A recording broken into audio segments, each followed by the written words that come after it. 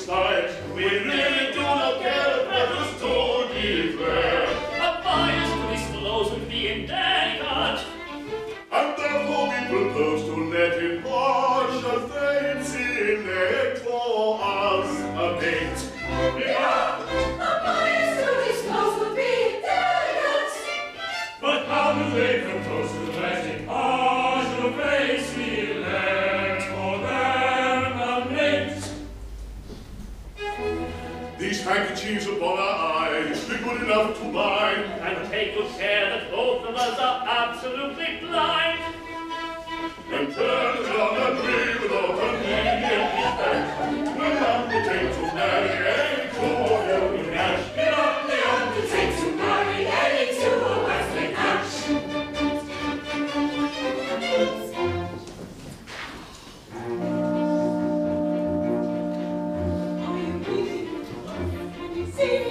Dark and dreamy, dark and dreamy. Truly say so. All right-minded players, let's go.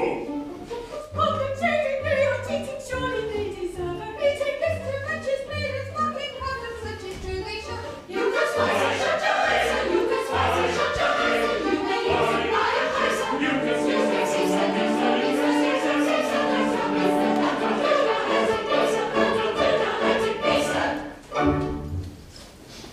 my papa, he keeps 3 horses, black and white and dapple gray. Turn 3 times and take your courses. Catch whichever girl you race up. My papa, he keeps 3 horses, black and white and dark racer. Turn 3 times and take your courses. Catch whichever girl you race up. My papa, he keeps 3 horses, black and white and dapple racer. I will lend you the canter. This is Tessa.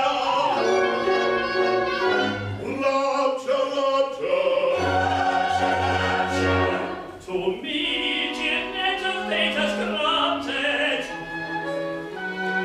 just the very girl I wanted.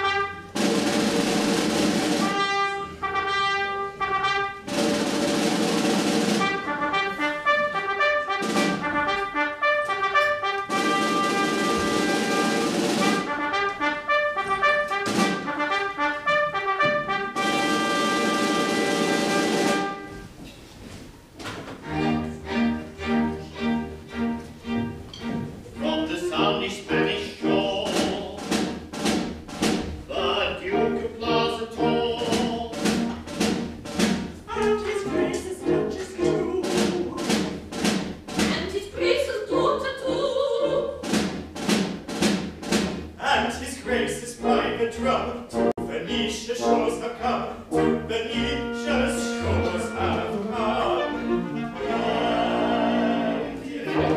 We go out to sea.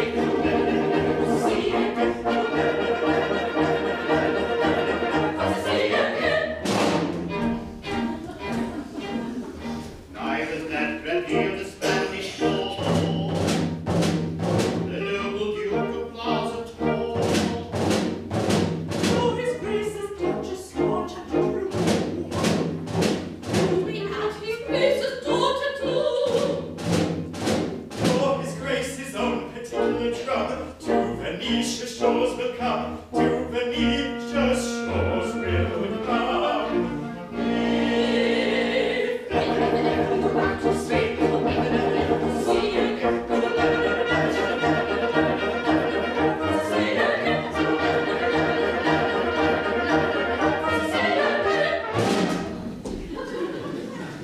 At last, we have arrived at our destination.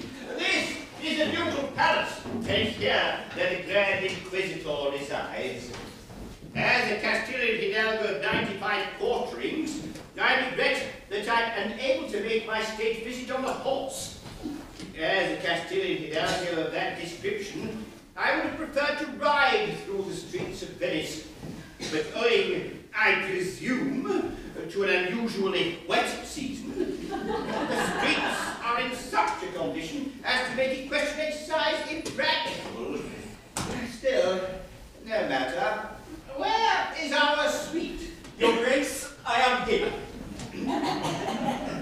Why do you not do yourself the honour to kneel to address his grace? My dear, it is so small a matter. Still, you may as well do it. The young man seems to entertain an imperfect appreciation of the respect due from a menial to a Castilian Hidalgo. My dear, you are hard upon our suite. Papa, I have no patience for the presumptions of persons in his plebeian position. If he does not appreciate that position, let him be whipped until he does. Well, let us hope that he was not intended as a slight. I should be very much hurt if I thought it was. So would he. Where are the halberdiers who are to have had the honour of welcoming us here, so that our visit may be made becoming state? Your Grace, the halberdiers are mercenaries who stipulated for a trifle on account. Ah, how tiresome. Let us hope that the Grand Inquisitor is a blind gentleman. And the band, who are to have had the honour to escort us. I see no band. Your Grace, the band are sordid persons who require to be paid in advance. That's so like a band. It's suitable. Surely they know his grace. Exactly, they know his Grace. Well, let us hope that the Grand Inquisitor is a deaf gentleman. A cornet pistol would be something. I don't suppose you happen to possess the accomplishment of shooting like a cornet pistol. Alas, no, Your Grace, but I can imitate a barnyard. Yes. I don't see how that would help us. I don't see how we could bring it in. It will not help us at all. We are not a parcel of braziers come to market, dolt. My love, our sweet feelings. Now, be so good as to ring the bell and inform the Grand Inquisitor that His Grace, the Duke of Plaza Toro, Count Matadoro, Baron Picadoro, and sweet, have arrived in Venice, and seek, Desire, Demand. and demand an audience. Your Grace has but to command. I felt sure of it, And now, my love, shall I tell her? I think so. And now, my love, prepare for a magnificent surprise, for it is my agreeable duty to reveal to you a secret which should make you the happiest young lady in Venice. a secret. A secret which for state reasons it has been necessary to preserve for 20 years. When you were a babbling babe of 6 months, you were married by proxy to no less a personage than the infant son and heir of His Majesty, the immeasurably wealthy King of Barataria. Married to the infant son of the King of Barataria? Was I consulted? Then it was a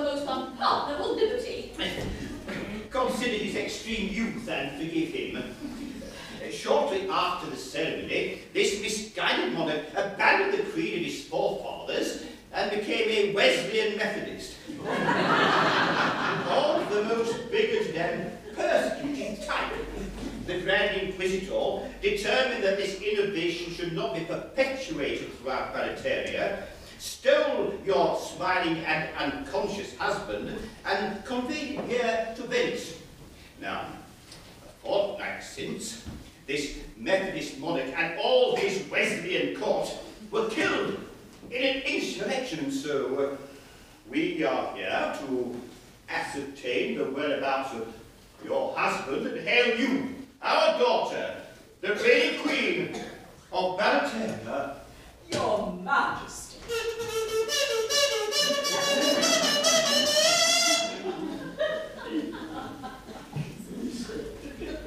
It is at moments like these that one feels how necessary it is to travel with a full band. I, the Queen of Barataria?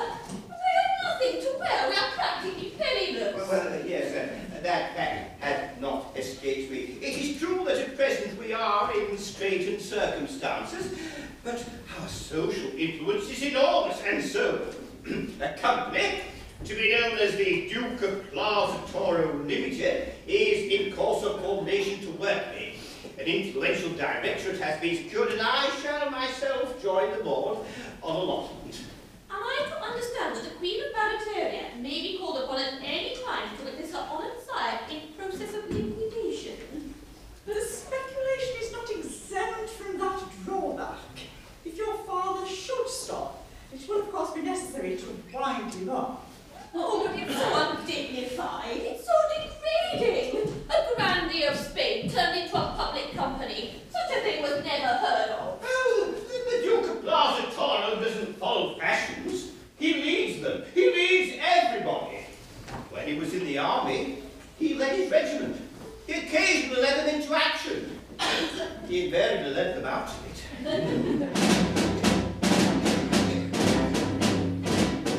In enterprise of martial kind, when there was any fighting, he led his regiment from behind. He found it less exciting. But when away his regiment ran, his place was at the fort. Oh, that celebrated consummate other regiment of the Duke of Plaza Toro.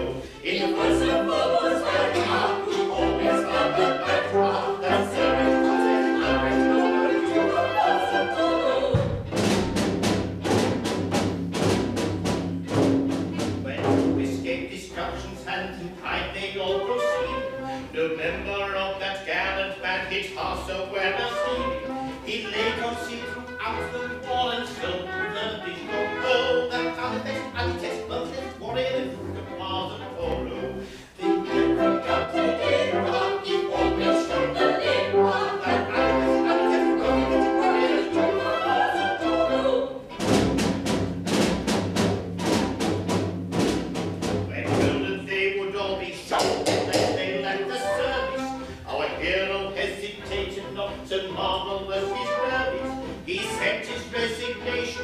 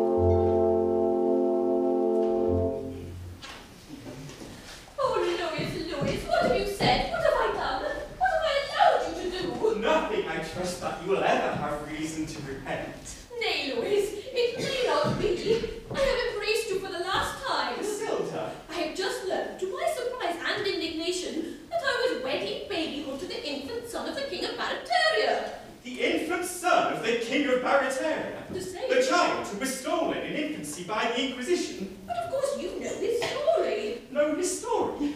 Why, I have often told you that my mother was the nurse to whose charge he was entrusted. True, I had forgotten. Well, he has been discovered, and my father has brought me here to claim his hand. But you will not recognize this marriage. It took place when you were too young to understand its import. Nay, Louis, respect my principles and cease to torture me with vain entreaties. Henceforth my life is another's. But stay. The present and the future, they are another's. But the past, that at least is ours, and none can take it from us. As we may revel in Naught House, let us revel in that. I don't think I grasp your meaning. Yet it is logical enough. You say you ceased to love me. I say I may not love you. Ah, but you do not say you did not love me. Oh, I loved you with a frenzy that words are powerless to express. Oh, that but 10 brief minutes since. Exactly, my own. That is until 10 minutes since, my own. My lately loved, my recently adored. Tell me that until, say, a quarter of an hour ago, I was all in all to thee. I see your idea. Oh, it's ingenious, but don't do that. There could be no harm in reveling in the past. True, but an embrace cannot be said to act retrospectively. Perhaps not. Ah, Casilda, you were to me as the sun is to the earth. And now our love, so full of life, is but a silent, solemn memory. Must it be so, Casilda? Louis, it must be so.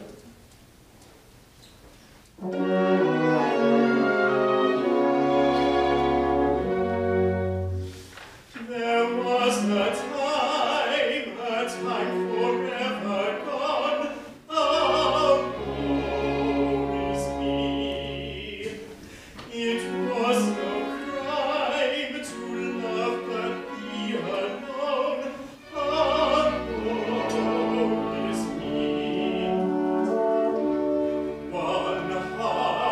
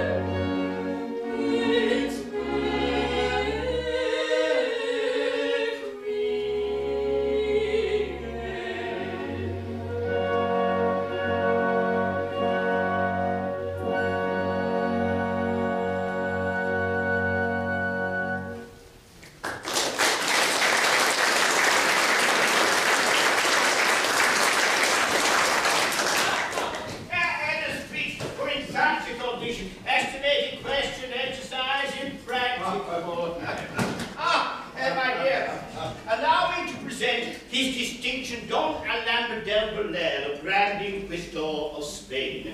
It was his distinction who so thoughtfully acted as your infant husband and brought him here to Venice. So, this is the little lady who is so unexpectedly called upon to assume the functions of royalty. And a very nice little lady, too. Jim. Oh, distinctly, Jim. Allow me. Oh! Naughty temper. You must make some allowance. Her Majesty's head is a little turned by her access of dignity. I could have wished that Her Majesty's access of dignity had turned it in this direction. If I'm not mistaken, there appears to be some little doubt as to His Majesty's whereabouts. A doubt as to his whereabouts. Then he may yet be saved. Doubt? Oh dear, no. He is here, in Venice, plying a modest but picturesque calling of a gondolier. I can give you his email. He's on Facebook every day. No, in the entire annals of our history, there can be absolutely no circumstance so entirely free from all manner of doubt of any kind whatever. Listen, and I'll tell you all about it. I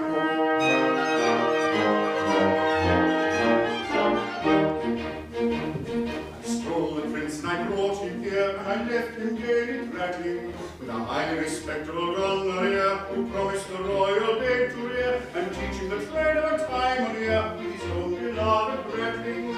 Both of the babes were strong and stout, considering all things clever. That there is no manner of doubt, no probable possible shadow of doubt, no possible doubt whatever.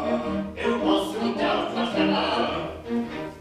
But knowing I'm much disposed to fear to his terrible taste for tippling, that highly respectable gondolier could never declare with a mind sincere which of the two was his offspring dear, or which the royal stripling, which was what she could never make out, despite his best endeavor. That there is no manner of doubt, no probable possible shadow of doubt, no possible doubt whatever. No possible doubt whatever. I sped, and when at the end of a year I sought that infant cherished, that highly respectable gondolier was lying a corpse of his humble peer. I dropped a grand inquisitor's tear. Oh! That gondolier had perished, a taste for drink combined with gout had doubled him up forever. There is no doubt about the probable possible shadow doubt, no possible doubt whatever. No possible doubt whatever.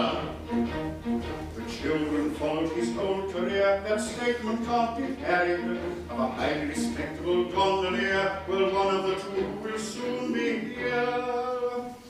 But which of the two it is not quite clear is the royal prince who married, such in and out and round about, and moved his father never.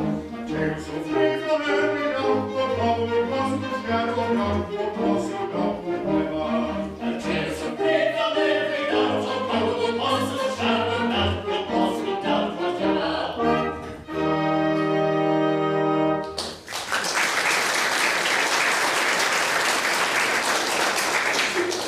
Do you mean to say I am married to one of two gondoliers, but it is impossible to say which? Without any doubt of any kind whatever. But be reassured, the nurse to whom your husband was entrusted is the mother of the musical young man who is such a past master of that delicately modulated instrument. She can no doubt confirm the king's identity beyond all question. Heavens, how did he know that? My young friend, a Grand Inquisitor is always up to date. His mother is at present the wife of a highly respected and old-established brigand who carries on an extensive practice at the mountains around Cordova.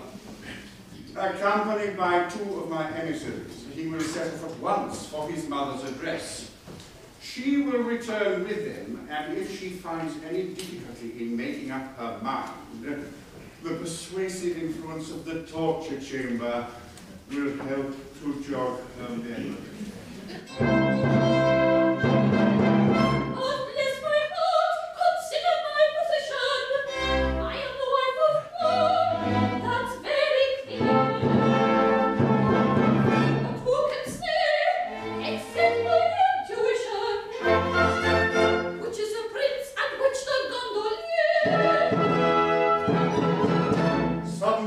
fate without unseemly wrangle.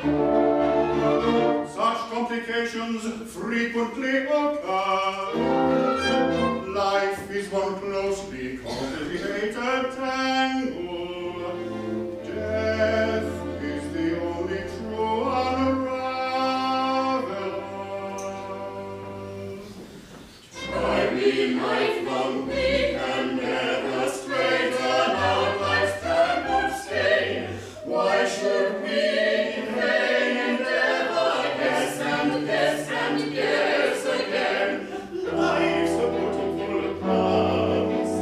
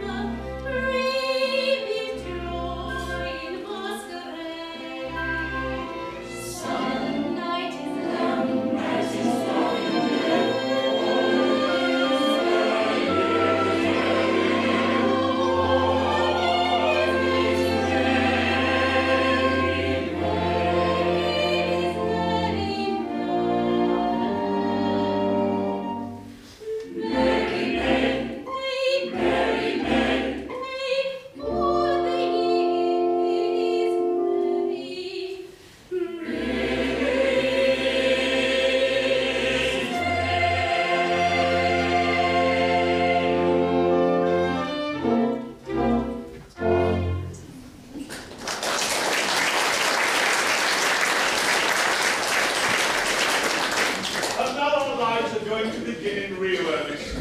What's a bachelor? A mere nothing. He's a chrysalis. He can't be said to live. He exists. What a delightful institution marriage is. Why have we wasted all this time? Why did we marry 10 years ago? Because you couldn't find anybody nice enough. Because you were waiting for us. I suppose that was the reason. We are waiting for you without knowing it. Hello? Good morning. If this gentleman's an undertaker, it's a bad omen. Ceremony of some sort going on? No, a little family gathering. Nothing in your line. Somebody's birthday, I suppose. Yes, mine. And mine? And mine? Curious coincidence. And how old may you all be? It's a rude question, but about 10 minutes. Remarkably fine children. But surely you are jesting. In other words, we were married about 10 minutes since. Married? You don't mean to say you're married? Oh yes, we are married. What? Both of you? Oh, yes. Oh, bless my heart, how awkward. Well, you don't mind, I suppose. You were not thinking of either of us for yourself, I presume. Oh, Giuseppe, look at him. He was. He's heartbroken. No, I wasn't. I wasn't. And now, my man, we don't want anything in your line today. And if your curiosity is satisfied, you can go. You mustn't do that. It's a liberty. I don't think you know who I am. Not we indeed. We are jolly Gondoliers, the sons of Battista Pandeli, who led the last revolution. Republicans, heart and soul, we hold all men to be equal. As we abhor oppression, we abhor kings. For we detest vainglory, we detest rank. As we despise effeminacy, we despise wealth. We are the Venetian Gondoliers, your equal in everything except our calling. And in that, at once your masters and your servants. Bless my heart, how extremely unfortunate. One of you may well be Baptisto's son for anything I know to the contrary, but the other is no less a personage than the only son of the late King of Barataria. What? And I trust it was that one who slapped me on the shoulder and called me his man. No, which is it? What does it matter? As you are both Republicans and hold kings in detestation, of course you will abdicate at once. Good morning. No, don't do that. Well, as to that, there are kings and kings. When I say that I detest kings, I mean I detest bad kings. I see. It's a delicate distinction. Quite so. Now, I can conceive a kind of king, an ideal king, a creature of my fancy, you know, who would be absolutely unobjectionable. A king, for instance, who would abolish taxes and make everything cheap, except gondolas. And give a great many free entertainments to the gondoliers. And then fireworks on the Grand Canal and engage all the gondolas for the occasion. And scramble money on the Rialto among the gondoliers. Such a king would be a blessing to his people, and if I were a king, that's the sort of king that I would be. And so would I. I'm glad to find your objections are not insuperable. Oh, they're not insuperable. No, they are not insuperable. Besides, we are open to conviction. Yes, they are open to conviction. Oh, they've often been convicted. Our views may have been hastily formed on insufficient grounds. They may be crude, ill-digested, erroneous. Besides, I have a very poor opinion of a politician who isn't open to conviction. Oh, he's a fine fellow. Yes, that's the sort of politician for my money. Then we'll consider it settled. Now, as the country is in a state of insurrection, it is absolutely necessary that you should assume the reins of government at once. And until it is decided which of you is to be king, I have arranged that you will reign jointly, so that no question may arise afterwards as to the validity of any of your acts. As one individual. As one one individual. Like this? Something like that.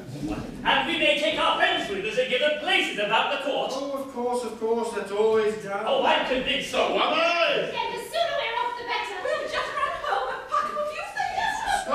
Stop! Ladies are not admitted. What? Not admitted. Not at first. Afterwards, perhaps we'll see. Why, you don't mean to say you're going to separate us from our wives? This is very awkward. Only for a time. A few months. After all, what is a few months? But we've only been married half an hour.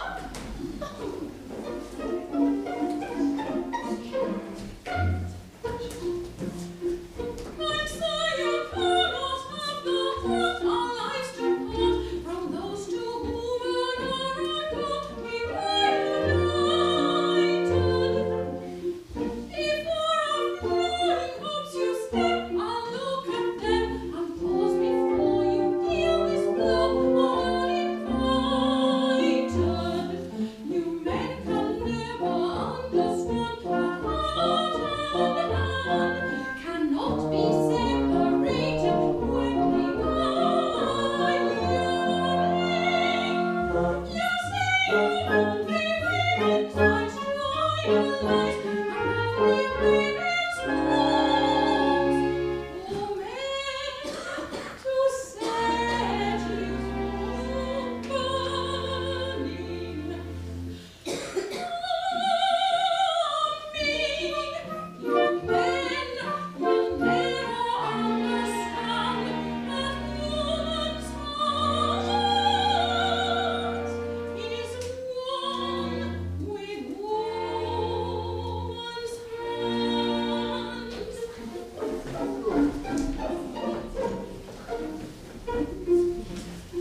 Some kind of charm you seem to find in womankind, some source of unexplained delight, unless you're jesting.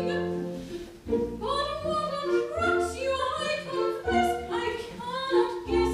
To me, a woman's face is quite uninteresting. If from my sister I were drawn, it would be wrong. I should no doubt be horrified, but I can't bear it. But Marcus bright and loving, he is my king, he has my heart and none beside shall ever share it. You men will never understand that woman's heart is one with woman's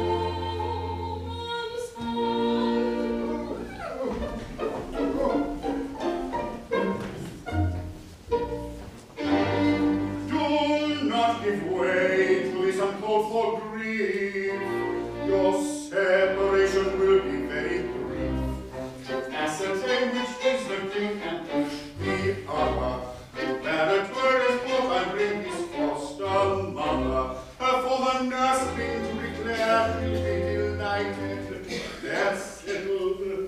Let each happy pair be reunited. His argument is strong. Viva, we know we call him gone. Viva, his will be settled soon. Viva, they come to honeymoon. Viva, viva, viva.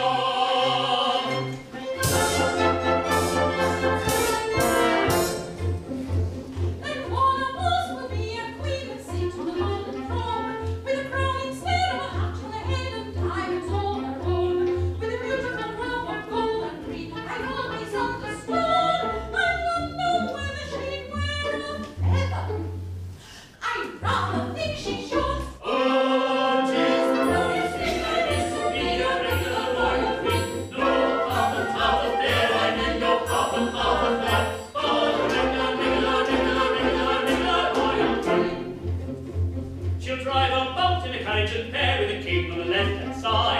and a milk-white horse, as a matter of course, whenever she wants to ride, with a beautiful silver shoes to wear upon her dainty feet, with endless stocks of beautiful frocks, and as much as she wants to eat. Oh, she's the glorious thing, I think, to be a regular royal queen. No half there, I mean no half there, but a regular royal queen. Whenever she condescends to walk, be sure she'll shine and alert, with a haughty stare and amusing the air like a well-known aristocrat. At every high society talk, she'll wear away the blow with a how do you do and a how are you, and I trust I see you well.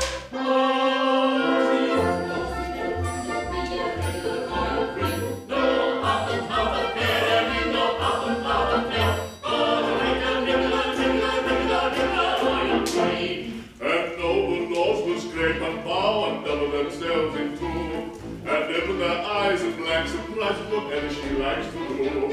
And everybody will roundly while she smells loud and gay, and say, how clever! And whatsoever she condescends to say. Oh, tis a glorious thing, I mean, to be a regular royal queen. No half there, I mean no half there.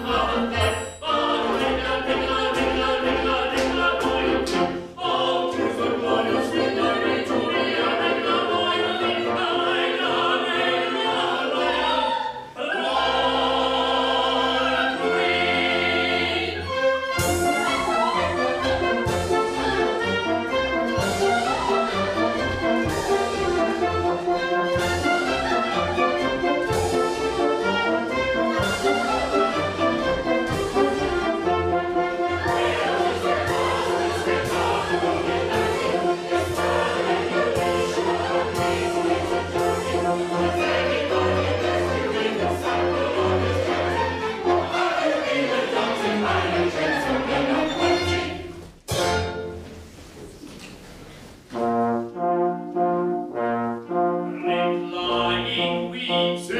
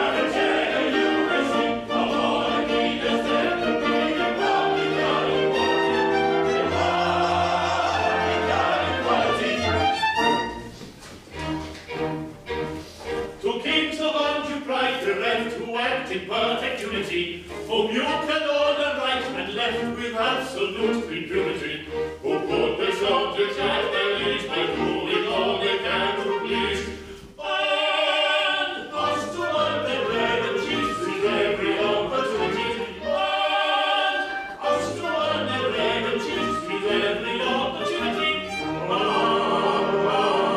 We act in perfect unity. We act in perfect unity.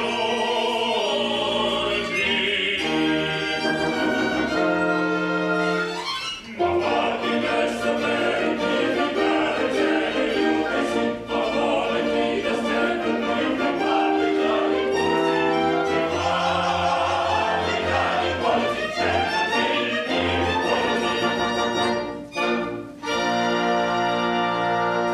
Gentlemen, we are much obliged to you for your expressions of satisfaction and good feeling. I say, we are much obliged to you for your expressions of satisfaction and good feeling. We heard you. We are delighted at any time to fall in with sentiments so charmingly expressed. That's all right. At the same time, there's just one little grievance that we should like to ventilate. What? Don't be alarmed. It's not serious. It is arranged that until it is decided which of us is the actual king, we are to act as one person. Exactly. Now, although we act as one person, we are, in point of fact, two persons. I don't think we can go into that. It's a legal fiction, and legal fiction are solemn things. Situated as we are, we can't recognise two independent responsibilities. No, but you can recognize two independent appetites. It's all very well to say we act as one person, but when you supply us with only one ration between us, I should say it's a legal fiction carried a little too far. That's rather a nice point. I don't like to express an opinion offhand. Suppose we reserve it for argument before the full court. Yes, but what are we to do in the meantime? We want our tea! I think we can make an interim order for double rations on their Majesties entering into the usual undertaking to indemnify in the event of an adverse decision. That, I think, will be the case. But you must work hard. Stick to it. Nothing like work. Oh, certainly. We quite understand the man that holds the magnificent position of king should do something to justify it. We're called Your Majesty. We're allowed to buy ourselves magnificent clothes. Our subjects frequently knock to us in the streets, and the sentries always return our salutes. And we hold the inestimable privilege of heading the subscription list to all the principal charities. In return for these advantages, the least we can do is make ourselves useful about the palace.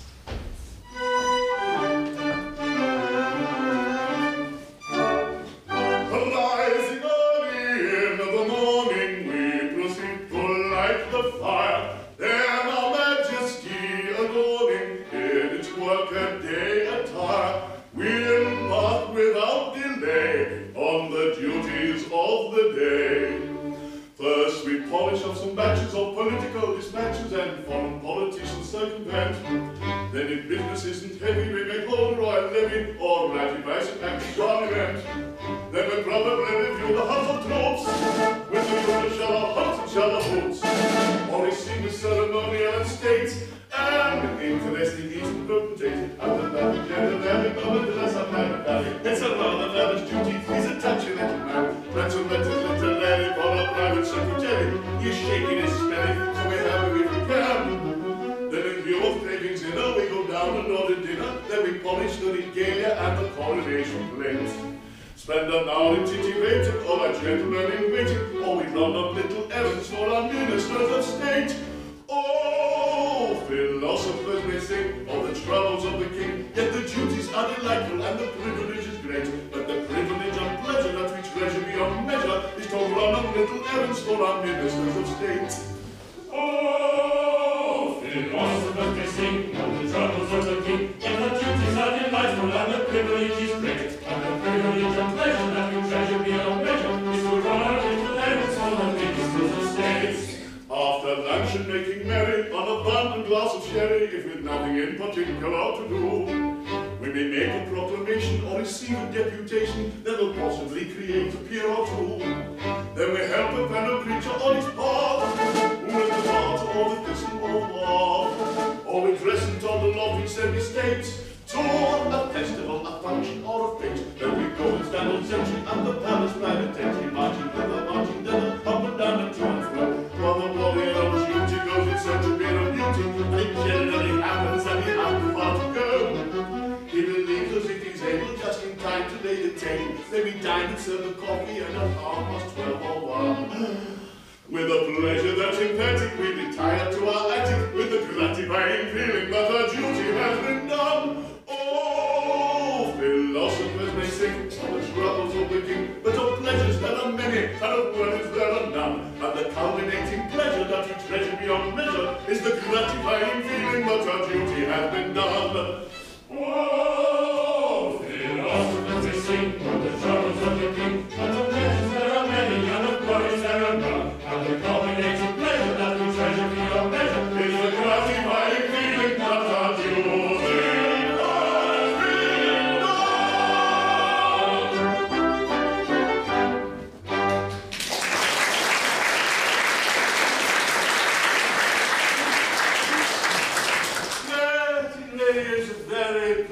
existence. They're all so singularly kind and considerate. They don't mind them wanting to do this, or wanting to do that, or saying, it's my turn now. No, they let us have all the fun to ourselves, and never seem to grudge it. It makes one feel quite selfish. It almost seems like taking advantage of their good nature. How kind they were about the double ration. Most considerate. There's only one thing wanting to make us thoroughly comfortable. And that is? The dear little wives we left behind us 3 months ago. Yes. It is dull without female society. We can do without everything else, but we can't do without that. If we have that in perfection, we have everything. There is only one recipe for perfect happiness.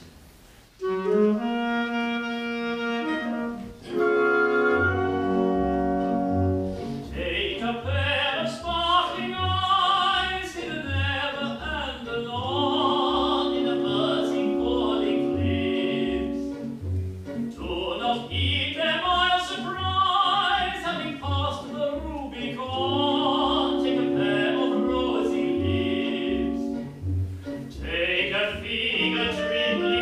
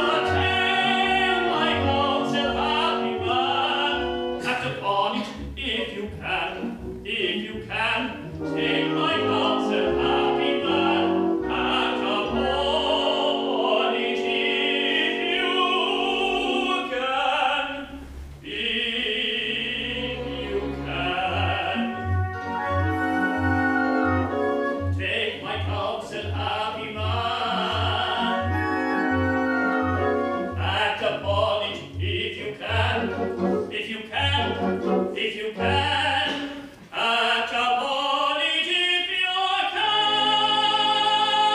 Happy man, if you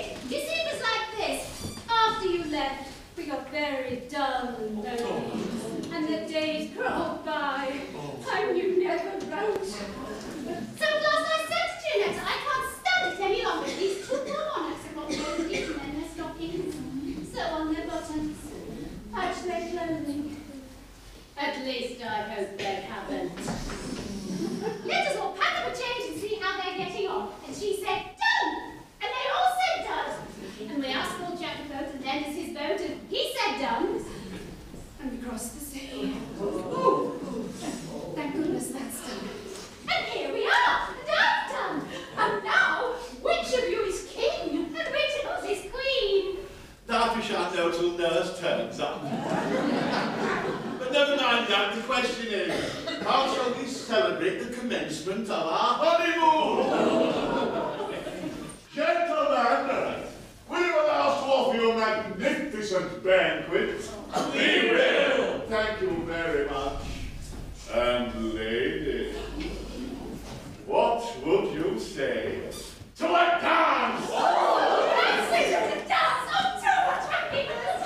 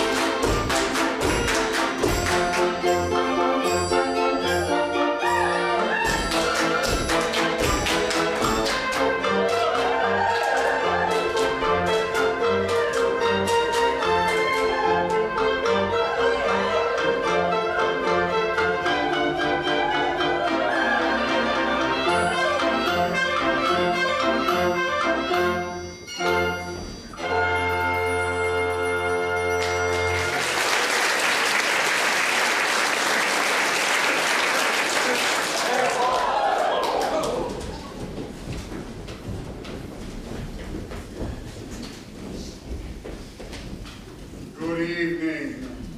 Fancy ball? No, a little friendly dance. Sorry you're late. But I saw a groom dancing and a footman. Yes, that's the Lord High Footman. Dear me, a common little drummer boy. Oh no, that's the Lord High Drummer Boy. But surely the servants' hall is the place for these gentry. Oh dear me, no. We have appropriated the servants' hall. It's the royal apartment and accessible only by ticket obtainable at the Lord Chamberlain's office. Yeah, we really must have some place we can call our own. I'm afraid I'm not quite equal to the intellectual pressure of the conversation.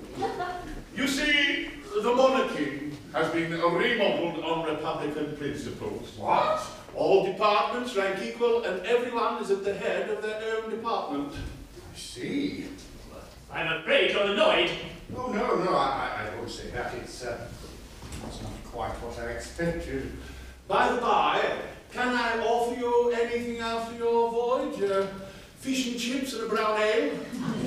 No, nothing. Obliged to be careful. Yes, flatulence. You see, in every court, there are distinctions that must be observed. There are there? Why, of course. For instance, you wouldn't find a Lord High Chancellor playing leapfrog with his own cook. Why not?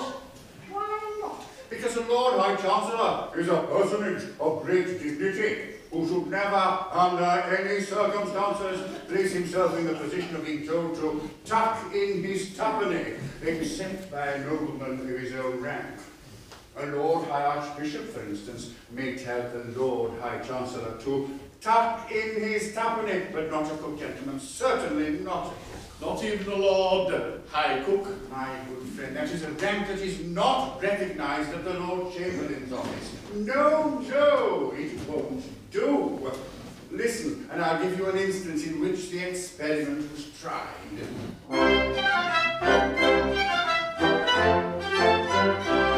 There lived a king, as I've been told, in the wonder-working days of old, when hearts were twice as good as gold, and 20 times as mellow. Good temper triumphed in his face, and in his heart he found a place for all the erring human race, and every wretched fellow. When he had Rhenish wine to drink, it made him very sad to think that some had drunk it or had must be content with Toddy. With Toddy, must be content with Toddy. He wished for men as rich as he, and he was rich as rich could be. So to the top of every tree, promoted everybody. Now that's the kind of king for me. He wished for men as rich as he. So to the top of every tree, promoted everybody. Lord Chancellors were cheap as flats, and bishops in their shovel hats were plentiful as tabby cats, in point of fact too many. And ambassadors got alike eight prime ministers, and such as they flew like asparagus in May, and dukes were 3 a penny. On every side field marshal fleet, so there were lords lieutenant fleet, admirals the ocean chief, go round his wide dominion.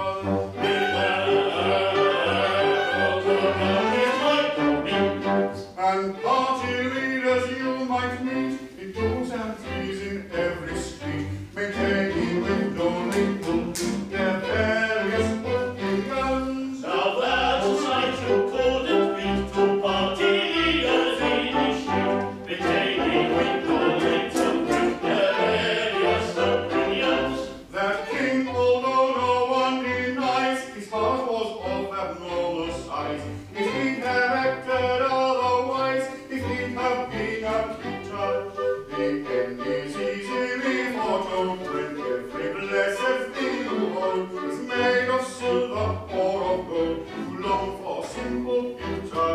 When you have nothing else to wear but cloth of gold and satin wrap, or gold, you cease to care. Up goes the price of shoddy. Of shoddy, up goes the price of shoddy. In short, whoever you may be, to this conclusion you'll agree. When everyone is somebody, then no one's anybody. Now that's plain as plain can be, to this conclusion we agree. When everyone is somebody, then no one's anybody.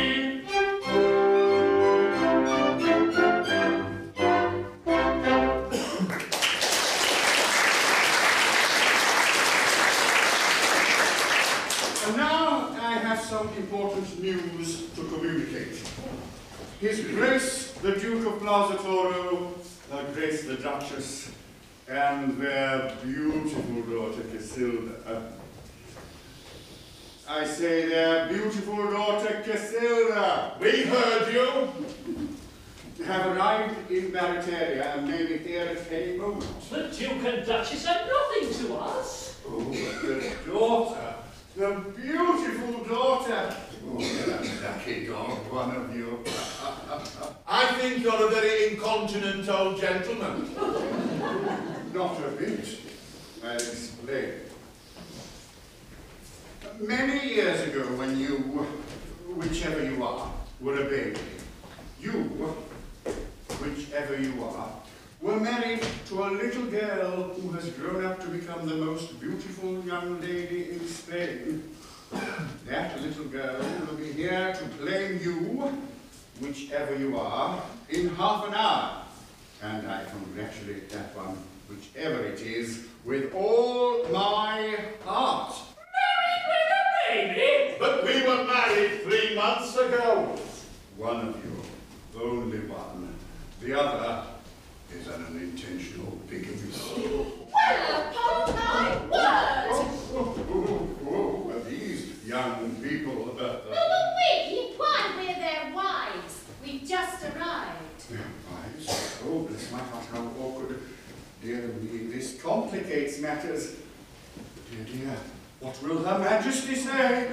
Oh, do you mean to say that one of these monarchs was already married?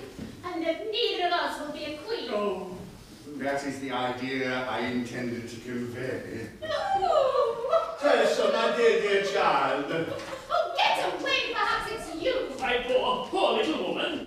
Oh, who knows whose husband you are? And pray, why didn't you tell us all about this before they left Venice?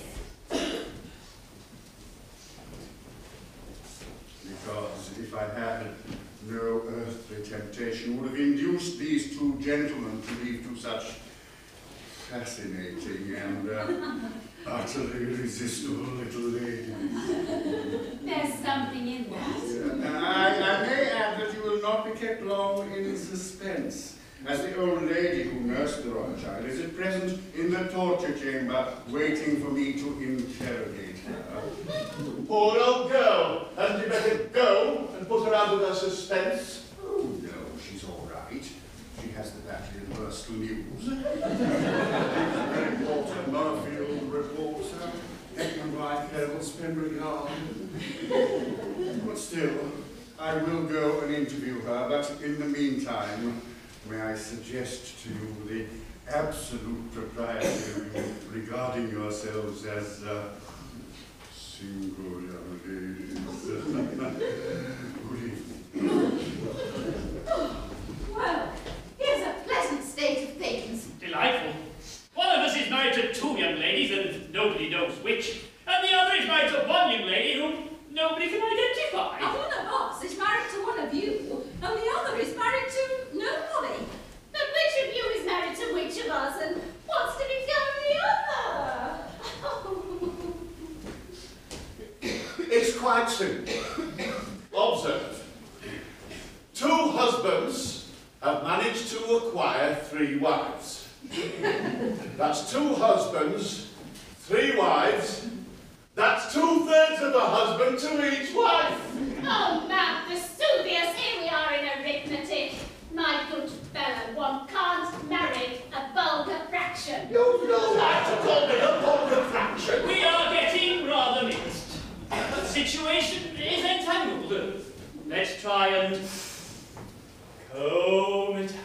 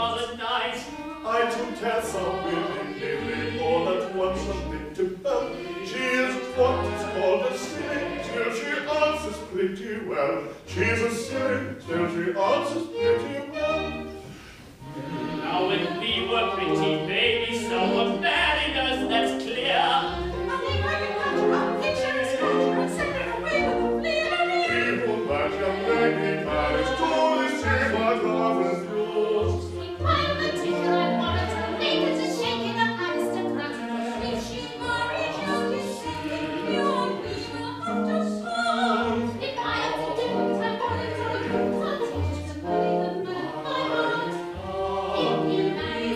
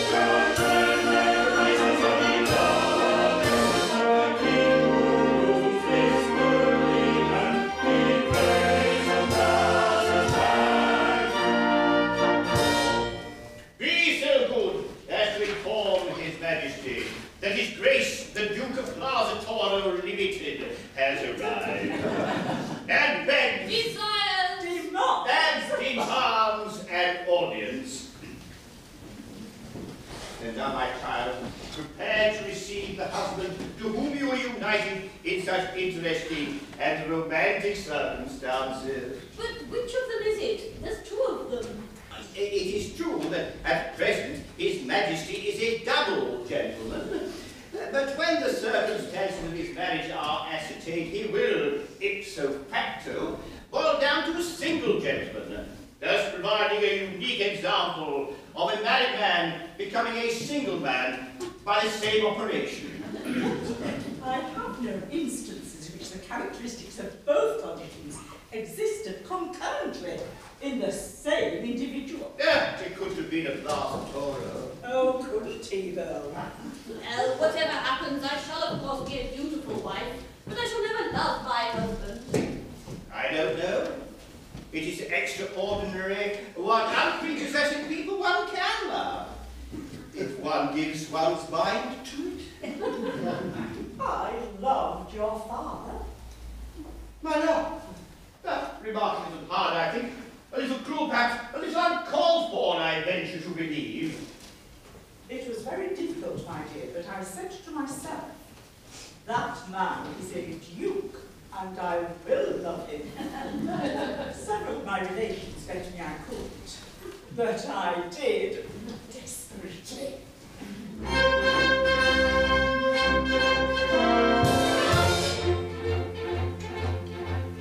On the day when I was wedded to your honourable son, I acknowledged the dreaded and explosion of his life.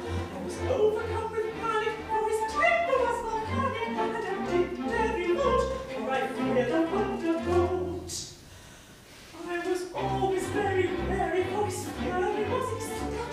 It refined vocabulary, as pleasantly and flat, to the thunder of his taunt.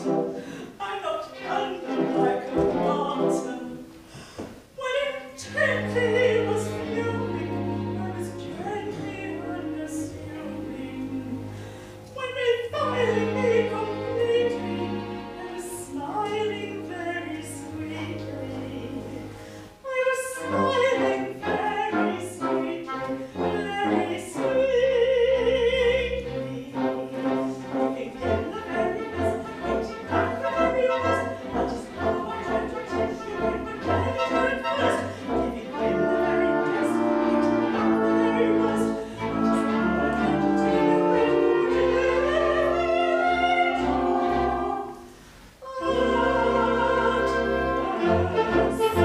waiting back the very worst. That is how I tried to take you But I found that I reliance on my threatening affairs, and a resolute defiance of parental interference, and a gentle intimation of my firm determination to see what I could do to be what my good husband do. Were the only things required for to make his gently suck, and you couldn't have desired a more reciprocating love, ever willing to be known. We were building. When I merely from him parted, we were nearly broken-hearted. When it seemed when we united, we were equally delighted.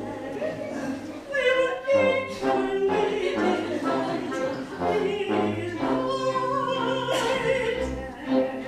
So the double shut hands upon us, bed into the past. A tender insignificant that were genital at last. So the double shut hands upon us, bed into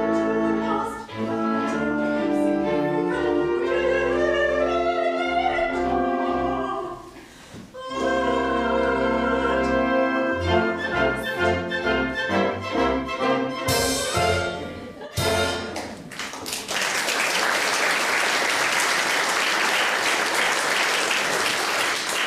My only hope is that when my husband sees what a shady family he has married into, he will repudiate the contract altogether. Shady? A nobleman Shady who is blazing in the lustre of unaccustomed pocket money? A nobleman Shady who can look back on 95 quarterings? Not every nobleman with 95 quarterings in arrear. I mean, look, 95 of them. All this just as I've been floated to premium of pie. Your Majesty should be aware that directly your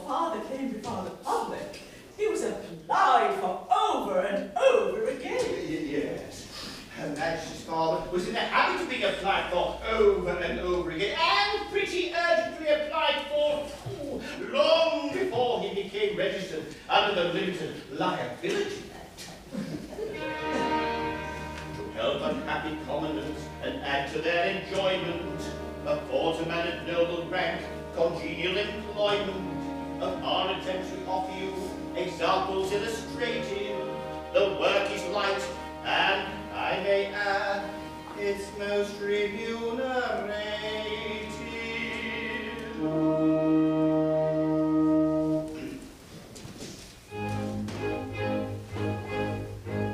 Small titles and orders, forbearers and recorders, I get they're highly delighted. They're highly delighted. MPs baroneted, sham colonels gazetted, and second-rate aldermen knighted. Yes, aldermen knighted. Foundation still laid, I find very paying, it adds a large sums to my making. Large sum to his making. At charity dinners, the best speech spinners, I get 10% of the taking. 1/10 of their takings, and we said to ladies, come to shame for slacking of double propriety. Double propriety. When virtue and caution I take the right watcher, and launch in first-rate society. First-rate society. I beg the acres of clumsy dressmakers, and fit on their finishing touches. Their finishing touches. A small condition they pay for permission to say that they make for the Duchess. They make for the Duchess. Those pressing prepayments, the ready fake tailors, cooked me as their great double barrel. Their great double barrel. I allow them to do so. The Robinson Crusoe would jib as they're wearing apparel. Such wearing apparel. I sit by selection upon the direction of several companies' bubble. All companies bubble. As soon as they're floated, I'm freely banknoted. I'm pretty well paid for my trouble. He's paid for his trouble. At mid-class party, I nearly take out it. My memory's a beginner. She's not a beginner. To Batley station, there will be preparation. I gaze at night light dinner. And wine with her dinner. I find that it's plated, not bad as it's painted. But using the ivory, you mustn't. You certainly mustn't. And farmer complexion derives its perfection from somebody's soul, which it doesn't. It certainly doesn't. We're ready as witness to anyone's sickness, to still any place or impairment. The place of preferment. We're often in waiting at junket or fêting, and sometimes attend an interment. We enjoy an interment. In short, to kindle the spark of a splendid music, teach your conscience, or altogether you cannot do better. And not at a duke or a duchess, A duke or a duchess.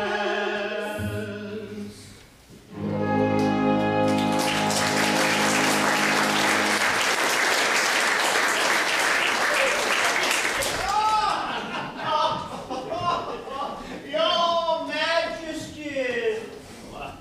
The Duke of Positano, I believe. Yeah, the same. Allow me to present you with the young lady one of us married. Yes. Gentlemen, I am most obedient servant of one of you. Oh, Louis. I'm now about to address myself to the gentleman whom my daughter married.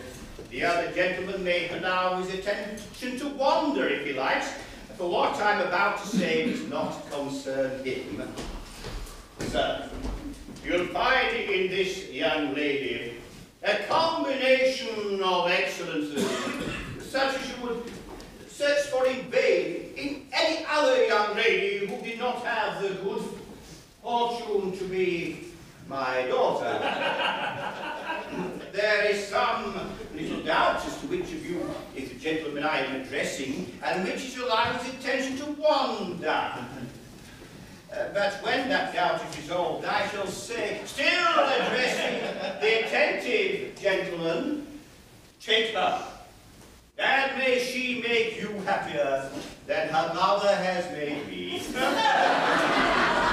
If possible. Now there is one little matter to which I think I'm entitled to take exception. When I come here in state, with her Grace the Duchess, and Her Majesty, my daughter, what do I find? Do I find, for instance, a guard to welcome us? No. No. The town illuminated? No. No. Refreshments provided? No. No. A royal salute fired? No. No. Triumphal arches erected? No. No. The bells set ringing? No. Yes. One. The visitors, and I rang it myself. It is not enough. It is not enough. Upon my honour, I'm very sorry, but you see, I was brought up on a gondola, and my idea of politeness is confined to taking my cap off to my passengers when they tip me. That's all very well, but it is not enough. I'll take anything else off with it, But a royal salute for my daughter.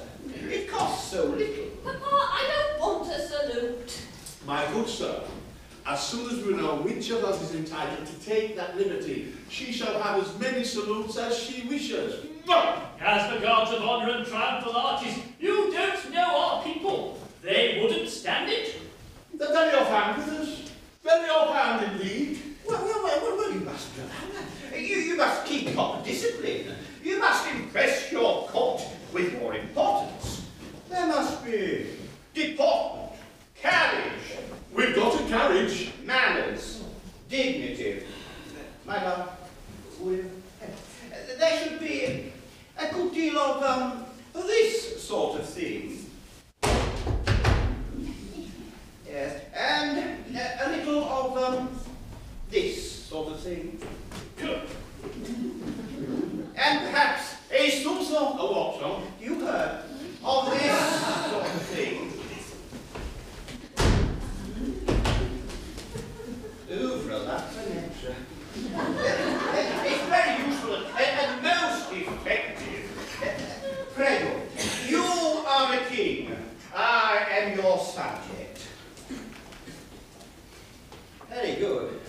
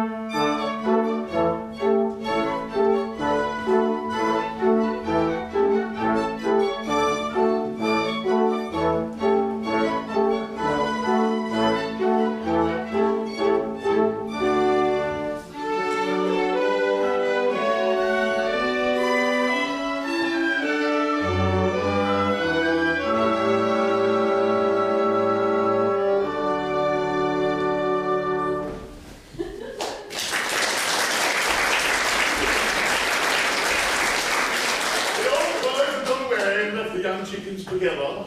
That's called tact. It's very awkward. We really ought to tell her how we are situated. It's not fair to the girl. Then why don't you do it? Oh, I'd rather not. You! Get off me.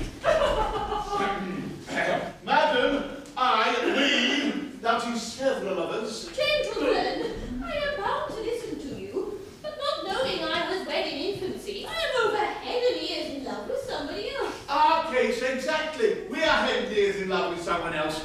In point of fact, with our wives.